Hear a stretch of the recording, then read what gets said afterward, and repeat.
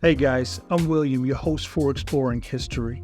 Today we're diving into the thrilling world of aerial combat to learn about the legendary Red Baron. What piqued my interest is the riveting link that exists between this legendary figure and my very own hometown, Wiesbaden, Germany. The Red Baron, also known as Manfred Albrecht Freiherr von Richthofen.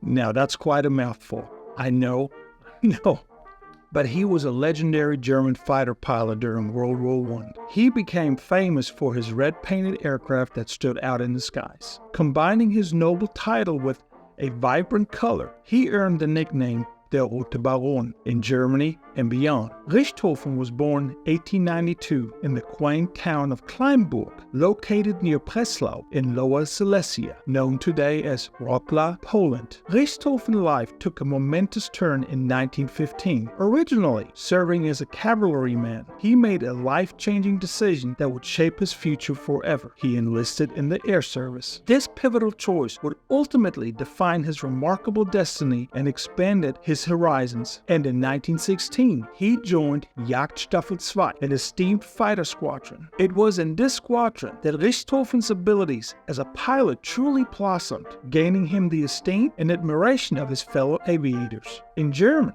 he was famously known as Der Rote Kampfflieger, meaning the Red Battle Flyer. This title became so closely associated with him that he decided to publish his autobiography in 1917 under the same name, cementing his place in history. As his reputation grew, he ascended to the leadership of Jasta 11 in 1917, and soon after, he assumed command of the formidable fighter wing Jagdgeschwader 1, known affectionately as the Flying Circus or Richthofen Circus. That nickname was not only because of the brightly colored planes they flew, but also due to their nomadic ways, swiftly traveling from one area of enemy air activity to another, sometimes setting up camp in tents on makeshift airfields. So what made the Red Baron such an exceptional pilot? Share your thoughts in the comment section below and let me know. The Red Baron soared through the skies in one-of-a-kind Fogger triplane, distinguished by its striking red color. This remarkable aircraft not only earned him his famous nickname, but also struck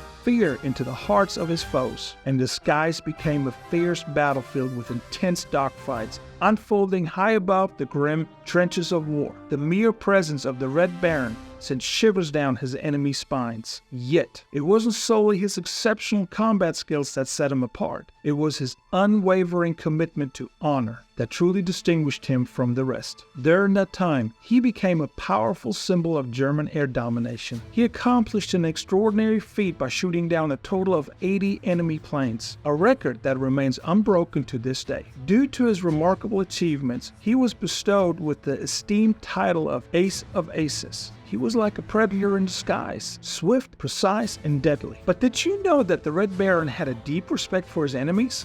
He had a code of honor that he strictly followed. He never attacked any aircraft that were disabled or vulnerable, showing compassion and fairness in the heat of battle. These acts of kindness and sportsmanship earned him not only respect, but also admiration from his foes. However, as history has shown us time and again, fame often comes at a cost. On the fateful day of April 21st, 1918, just after 11 a.m., Richthofen found himself engaged in a fierce aerial battle over the Somme Valley, chasing the skilled Canadian aviator Wilfrid Reed May over Australian positions to the east of Corby. As the battle raged on, the two formidable opponents weaved through the sky, their aircrafts dancing with agility, and little did they know that their intense confrontation would go down in history.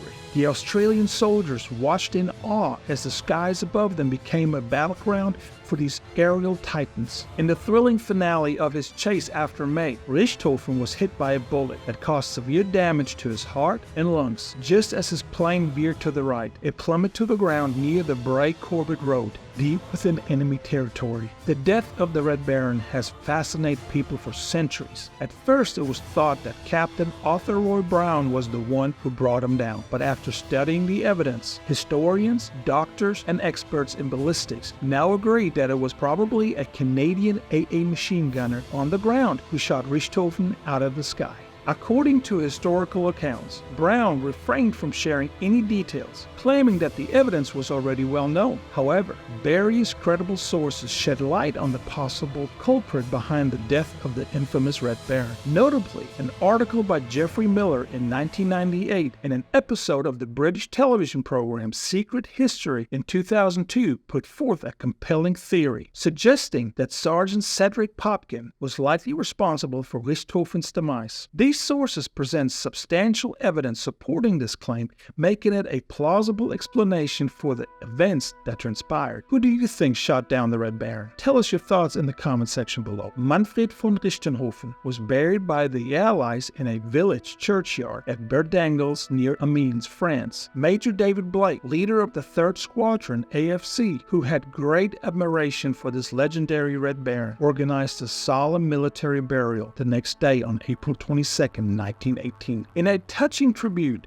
6 brave officers from the 3rd Squadron carried his casket with great honor and respect. The rest of the squadron, made up of enlisted personnel, stood in perfect formation, forming an honor guard to pay their respects to their fallen comrade. The Allies wanted to honor Richthofen's legacy and show their deep respect as they laid him to rest with full military honors. With a sense of soberness in their hearts, they fired a salute, bidding a final farewell to this young hero who left this world at a tender age of 25. On November 20th, 1925, in the midst of the Weimar Republic, the Red Baron found a new resting place. The location chosen was the Invalidenfriedhof in Berlin, a burial ground of great significance, comparable to the esteemed Arlington National Cemetery in the United States. The German government, recognizing the importance of Richthofen, and they held a grand state funeral to honor his memory. As the mourners gathered, a massive tombstone was unveiled, capturing the essence of this extraordinary man with just a single word: Richthofen.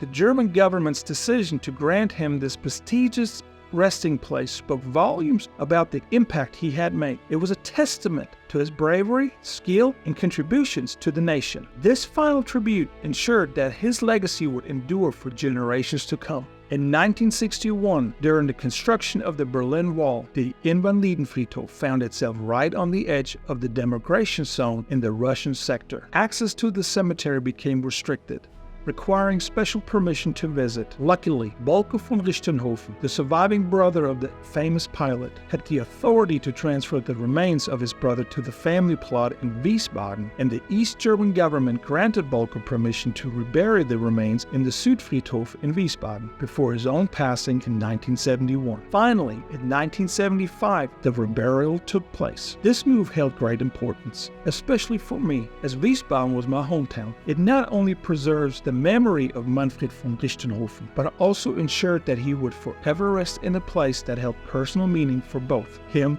and me. The Red Baron's impact on aviation continues to captivate us worldwide. His remarkable life and the profound influence he had on the aviation industry have been immortalized through numerous films, books, and documentaries. His legacy serves as a constant reminder of the courage, innovation, and integrity that defined the early era of aviation. So let us salute the Red Baron, a true legend in disguise. I hope you enjoyed this journey into aviation history, and don't forget to hit that like button and subscribe for more incredible tales from the past, and feel free to share this video. I'm your host, William. Thank you for joining us today, and I can't wait to see you next time when we explore moments that made history.